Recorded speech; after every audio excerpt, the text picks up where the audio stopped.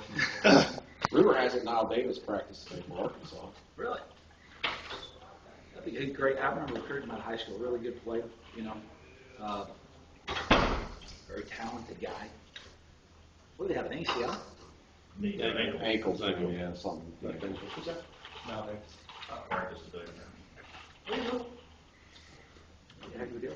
You know, I remember him out of high school. He was out of, I think, Sugar Land, Texas. And, you know, a really good player, one of those that might not have the flash of a lot of recruits, but was a really good football player. And, you know, obviously a great job by their staff evaluating him. And he's done an unbelievable job in his career. He had a huge game day against us last year. Did Chris practice today, Chris Riddle? No. I just evaluate him again tomorrow before practice. It's one of those deals that, you know, we got to make sure he's something free, just for, I mean, talking to trainers, they expect him to play, but for safety reasons, we want to make sure he's something free.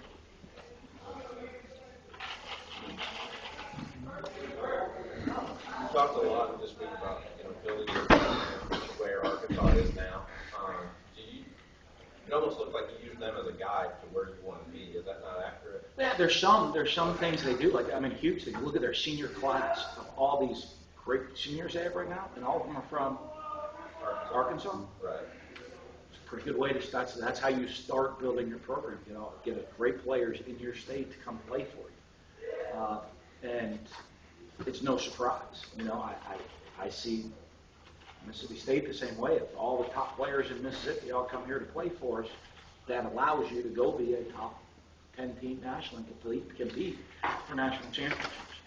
And they've done a good job of doing that and getting the top players in their state. And then once you get that done, then you expand and fill in some pieces out of state. But you know, you look, they obviously have a great senior class. Some guys that have been together for a long time and decided to all come and represent their state. About 4 or 5 years ago when we were on signing. We talk a lot about Arkansas offense. Very good with, obviously, with the defense. Just give an impression of what they are on defense. I mean, good, because they cause issues for you with all the different, the multiple looks. You know, one thing that impresses you is how sound they are as players. You know, I mean, they fit how they fit with as much defense as they run and as multiple as they are, that they execute very, very well defensively. You know, and that's the challenge, because they're going to give you they're going to confuse you a lot of different ways, but they still execute the high. You guys use in practice to kind of be a decoy, a clone, so to speak, of Jerry's right, Joe Adams' receivers. And yeah, I mean, we use some of our guys. We try to do a little bit more good on good, so our one receiver is going against our one secondary, so they get that real speed look. You know, but then you take your young guys, Joe Morrow and Devin Fossman, and those guys got to give you somewhat looks of what they're going to see, you know. And Josh Robinson has got a lot of speed. You know, he can give you those looks. I know you always talk about you just want points and yards. It doesn't matter how it comes, but obviously this is a game that's very important to control the clock and get first downs and not so much get the track. Yeah, you know, they're a high-scoring offense. They're used to scoring points.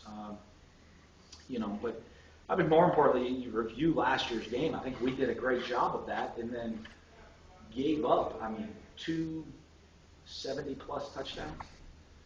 I mean, you're not going to do that and win a lot of games, you know. And you play, even if you have a great game plan, you start giving up 70-yard chunk touchdowns. That just makes it too easy on the team. In this league, you know, you can't give up easily. Easy scores are hard to come by. In the Southeastern Conference, when you start giving them up, you put yourself in a corner. Oh, y'all done really good at that, and not giving up the big pass plays. And what do you attribute that to? I think we have a little experience in the secondary, you know, of guys that are used to being back there, don't get themselves caught way out. You know, usually when you give up a big play, someone's out of position, and you know, you give up a mistake. You know what I mean? And early in the season, we gave up a bunch of points against Auburn, and we had a bunch of guys out of position. That's where those scores come from. Usually, if guys are in position, you hope we're making tackles. You know, if it's not a missed tackle or any of that stuff, that can result in it. And we've done a good job of not being out of position. how are the kickers been doing the last 2 days of practice? Good. I don't think Derek's missed a kick in 2 days. But they didn't miss a kick last week either. So, you know, it's just, he knows what it is. I mean, he's just got to be in his rhythm. And, you know, it's not like he's a freshman that's just completely, you know, off the wall right now. I mean, he's an older guy that's been around and done it and kicked a bunch. So he'll give himself credit. Yeah, I know you joked. I know you joked last week about maybe giving him a shave, put some loose change in his pocket. Did he shave? Because I noticed. It's all like shave now. But I joked about that, but I think he. Did he take it serious? Well, he doesn't read what I say. So I saw the replay today. I said, he's well, I said the other day we can't cut him, and I told him that, and he's like, "Yeah, I don't read the newspaper." So well, just so you know, I could cut you, but I can't sign a free agent, so I'm just going to coach you a little harder.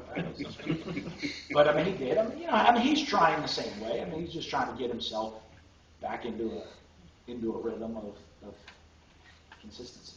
Obviously, Because he's been consistent. Here's the issue: he's been very consistent with the field goals. So, you know, that's, you know, I mean, it's not like his PAT field goals are being, you know, you're like shanking one way or they're very consistent. So it's just one of those of getting his rhythm back. outside of your first year, where a lot of true freshmen had to play out of necessity, you've done another good job this year being able to redshirt a lot of your guys. Is it a big tempting though for some guys, you know? Well, it's always tempting. There's a bunch of guys who'd like to get on the field, and, you know, I mean, and I can look and say if we had, there's some guys who probably would be playing right now if some more reps if we hadn't redshirted them. But I also think for the young men, it's much better in the development of their future to do those things. And I think in the long term of our program, when you do get some experience and you are able to redshirt some guys, there's going to be some good things happening. Who are maybe some that you can maybe? I think Joe Morrow, Bernard McKinney would be helping us. I think Josh Robinson, Derek Milton, who is starting to me, to run like he's 100% right now. You know, are all guys that we help. Zach Jackson on special teams will be probably playing so bunch. Talk about the Arkansas is being coy. I'm looking on Twitter right now, whether or not Miles Davis is going to play. How would that change things if he ended up going on the field for them? You got to tackle them. I mean, they have some good backs, and they have a lot of depth at running back. I mean, you look, and they list 7 or something in their depth chart.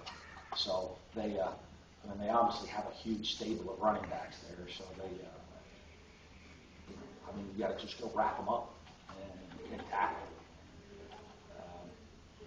You know, I didn't know how significant an injury is and how hard that is sometimes to come back from. You know, I'm sure it'll give it an uplift to the team, but I don't know how healthy he'd be. If he's 100%, obviously it's a big plus. Chris Wilson asked him yesterday about who's developed the most this year as a playmaker, and he said immediately Deontay Skinner. And he said really one thing he talked about was his work ethic, and just showing up, doing the minimum to really put in the extra effort. Have you seen that? Well, and that's a big maturity thing. You know, a lot of guys, when guys get here, they don't understand maybe the commitment level it takes and what our expectations of hard work is. You know, and they have to buy into the program to go all in. And the amazing one is, you'd think it was easy because young guys, they watch, and the guys that are all in the program, I mean, that are 100% committed to how they work, how they train, how they lift, their grades, go to school, they see how successful they are. You know, I mean, look at last year. I mean, who are the guys most, I mean, Derek Sherrod, all in. Pernell McPhee, all in. All of them graduated. KJ Wright, Chris White, all in, all in. Vic Ballard, all in.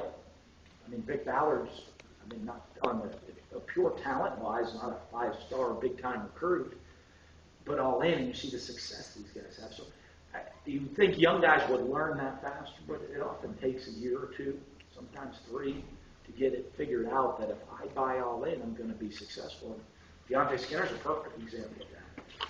You know, when he bought in, whatever you say jump, he says how high, and no matter what it is, and he's being very successful in the classroom, in the community, in the field.